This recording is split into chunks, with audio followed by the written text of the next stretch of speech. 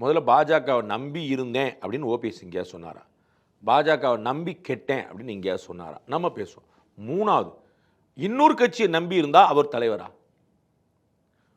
ஸ்டாலின் அவர்கள் நான் காங்கிரஸ் நம்பி இருந்தேன், உதயநிதி அவர்கள் என்னை விடுதலை சிறுத்தைகள் காப்பாற்றுன்னு நினைச்சேன், அப்போ அவர்கள் தலைவர்களா?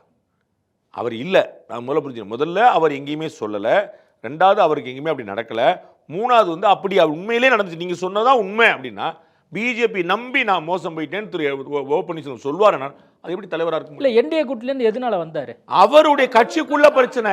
அவருடைய கட்சிக்குள்ள நான் தான் வெளியில வந்தார் வெளியில தான் சொல்லிட்டே இருக்கீங்க. நீக்கப்பட்டார்னு புரிஞ்சுக்கங்க.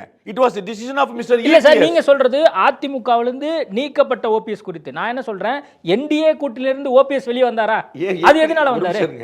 அவர் ஏடிஎம்கேல இருந்து நீக்கப்பட்ட போதே அவர் இந்திய கூட்டணியில் இல்லைங்க. அவர் எந்த 2024 நாடாளுமன்ற தேர்தலில் என்டிஏ கூட்டணியில் தானே அவர் சுயேட்சையாக நின்றார், சுயேட்சையாக வந்தார். 2026 தேர்தல் போது அவருக்கு என்ன செய்யணுமோ அதை செய்வாங்க, அதை யோசிப்பாங்க. அவங்களுக்கு ஒரு நேரம் வேலை இருக்குது. நமக்கு அதில் ஒரு பொறுமையில் தாராளம் போல யார் தடுக்கிறா?